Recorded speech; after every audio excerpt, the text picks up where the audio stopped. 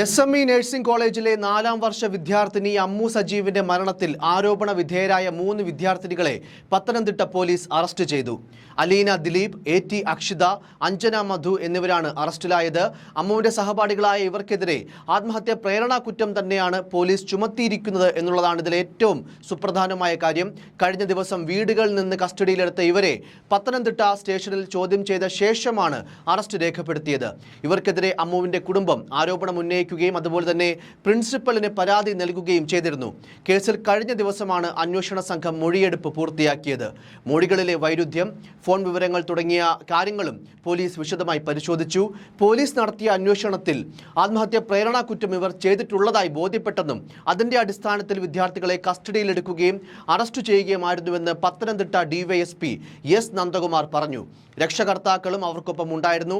ചോദ്യം ചെയ്ത് കാര്യങ്ങളിൽ വ്യക്തത വരുത്തിയതിന് ശേഷമായിരുന്നു അറസ്റ്റ്. ഇവരെ ഇന്ന് ഉച്ചയോടെ കോടതിയിൽ ഹാജരാക്കുമെന്നാണ് പോലീസ് വൃത്തങ്ങൾ അറിയിച്ചത്. അമ്മുവിന്റെ വീട്ടുകാർ നിലവിൽ അന്വേഷണത്തിൽ തൃപ്തരാണ്. എന്നാൽ അമ്മുവിന്റെ ഫോൺ ഇതുവരെ വിശദ പരിശോധനയ്ക്കായി വിട്ടിട്ടില്ല. നിലവിൽ മൊബൈൽ ഫോൺ കോടതിയിലാണുള്ളത്. അമ്മുവിന്റെ പുസ്തകത്തിൽ I quit എന്ന് എഴുതിയിരുന്നു. എന്നാൽ ഇത് അമ്മുവിന്റെ കൈയക്ഷരമല്ലെന്ന് സഹോദരൻ അഖിൽ സംശയം പ്രകടിപ്പിച്ചിരുന്നു. അന്വേഷണത്തിന്റെ ഭാഗമായി കൈയക്ഷരം അമ്മുവിന്റേതാണോ എന്ന് ഉറപ്പിക്കുന്നതിനായി ഫോറൻസിക് സയൻസ് ലബോറട്ടറിയിൽ വിടുമെന്നും DYSP അറിയിച്ചു. അതേസമയം അമ്മു സജീവിന്റെ മരണവുമായി ബന്ധപ്പെട്ട് ആരോഗ്യ സർവകലാശാല നിയോഗിച്ച അന്വേഷണ സംഘവും തെളിവെടുപ്പ് പൂർത്തിയാക്കി. അന്വേഷണ റിപ്പോർട്ട് അടുത്ത ആഴ്ച കൈമാറിയേക്കും. സമാനമായ സംഭവങ്ങൾ ആവർത്തിക്കാതിരിക്കാൻ സ്വീകരിക്കേണ്ട നിർദ്ദേശങ്ങളും റിപ്പോർട്ടിൽ ഉൾപ്പെടുത്തുമെന്നാണ് സൂചന. ആരോഗ്യ സർവകലാശാല students affairs dean doctor VV ഉണ്ണികൃഷ്ണന്റെ നേതൃത്വത്തിൽ 4 അംഗ സംഘമാണ് നിലവിൽ അന്വേഷണം നടത്തുന്നത്.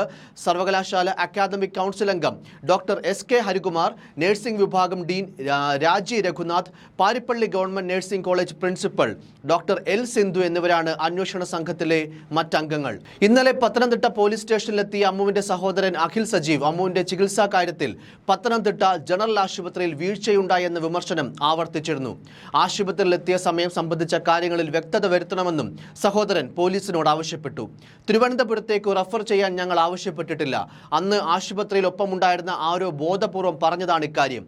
അമ്മുവിന്റെ പുസ്തകത്തിൽ I quit എന്ന് എഴുതിയ കൈയക്ഷരം സഹോദരിയുടേത് അല്ല എന്ന് അഖിൽ ഉറപ്പിച്ചു പറയുന്നുണ്ട്.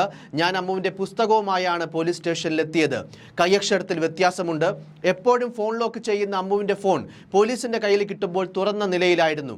അതിലെ ചില കോൺടാക്ട് നമ്പറുകൾ ഡിലീറ്റ് ചെയ്തതായി സംശയമുണ്ട്, അഖിൽ പറഞ്ഞു.